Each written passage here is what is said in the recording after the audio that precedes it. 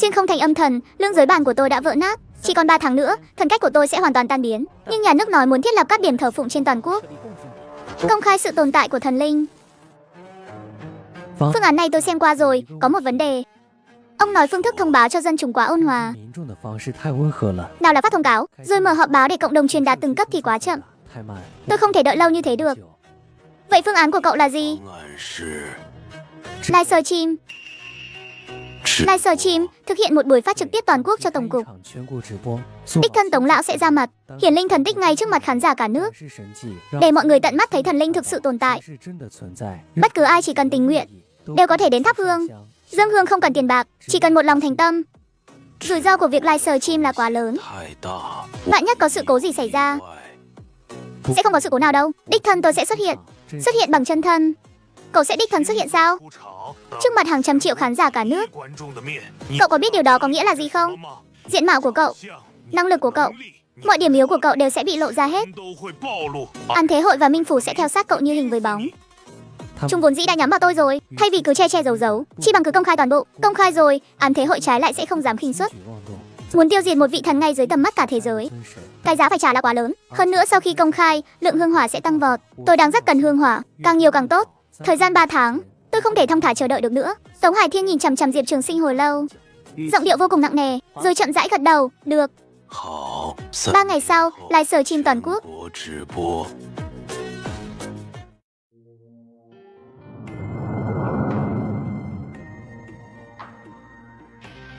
Thưa quý vị, 30 năm trước quỷ dị thức tỉnh, chúng ta từng ngỡ đó là ngày tận thế. Nhưng hôm nay tôi đứng ở đây để nói với mọi người rằng ngày tận thế chưa hề tới, bởi vì chúng ta đã có vị thần bảo hộ. Trước đây chúng tôi đã che giấu sự thật vì không muốn gây ra sự hoảng loạn. Nhưng hôm nay chúng tôi chọn cách công khai, bởi vì vị thần này nguyện lòng che chở cho đại hạ.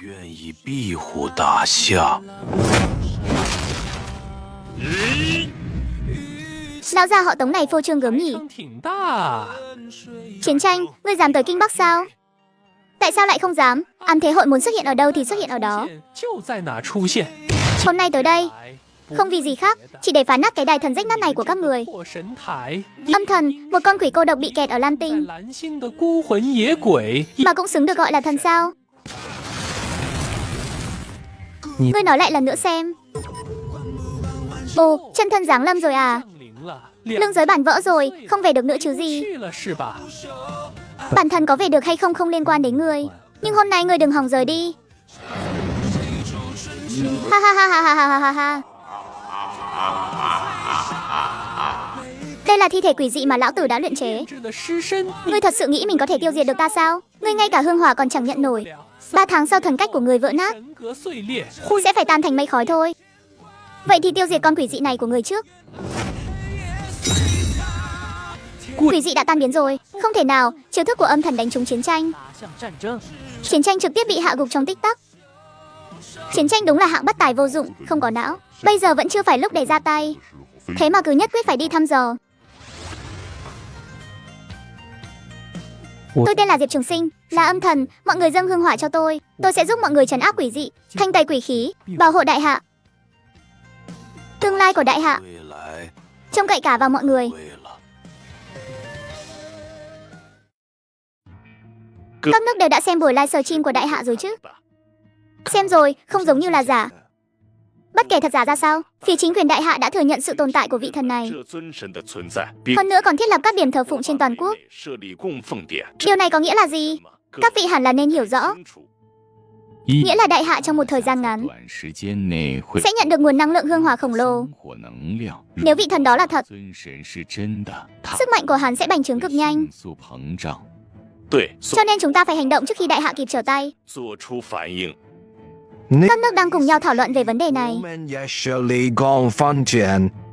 Ý của tôi là, trước tiên chúng ta cần xác nhận vị thần đó có thực sự sẵn lòng bảo hộ các khu vực ngoài đại hạ hay không. Nếu có, chúng ta có thể đàm phán.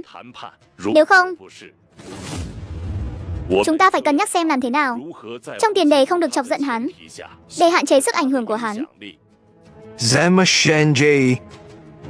phái đoàn đại biểu đến đại hạ để tận mắt chứng kiến vị thần đó. Đồng thời các nước điều động những ngự quỷ giả hàng đầu, thành lập một đoàn quan sát liên hợp, đóng quân tại biên giới của đại hạ, không phải để tác chiến, mà là quan sát. Nếu hắn chỉ là thần của đại hạ, vậy thì hãy để hắn ở lại đại hạ. Còn nếu hắn muốn trở thành thần của cả thế giới, hôm nay là ngày thanh tẩy hàng loạt thứ 5. 4 ngày trước đã thanh tẩy được 400 người. Hôm nay là đợt thứ 5, thần cách. Độ ổn định từ 58% đã giảm xuống còn 54%. Nhưng hương hỏa đang không ngừng tăng lên, lượng hương hỏa mỗi ngày đều đang tăng gấp đôi. Theo tốc độ này, thì một tuần sau, thu nhập hương hỏa sẽ vượt qua mức tiêu hao thần lực. Đến lúc đó thần cách sẽ ngừng suy thoái và bắt đầu phục hồi. Không cần phải quỳ đâu, trở về sống cho tốt chính là sự báo đáp lớn nhất đối với tôi rồi. Đợt thứ 5 đã hoàn tất, ngày mai tiếp tục. Cậu có chịu đựng nổi không? Không chịu nổi cũng phải chịu. Hương hỏa không đủ thì dùng công đức bù vào, công đức không đủ thì thần cách sẽ vỡ, phải thanh tẩy ngự quỷ giả, trấn áp quỷ dị, tiêu diệt ám thế hội. Những việc này đều có thể tích lũy công đức. Những gì tôi đang làm bây giờ không phải là tiêu hao, mà chính là đang đầu tư. Các điểm thờ phụng đã phủ khắp 12.000 nơi rồi. Lượng hương hỏa mỗi ngày đang tăng gấp đôi. Với tốc độ này, 10 ngày sau cậu có thể đạt mức thu chi cân bằng. Cứ theo đà này, 10 ngày sau cân bằng thu chi. 3 tháng ấy, có lẽ không cần đến 3 tháng đâu. Luồng dao động này giống như thần lực chưa từng bị ông nhiễm. Các người là ai?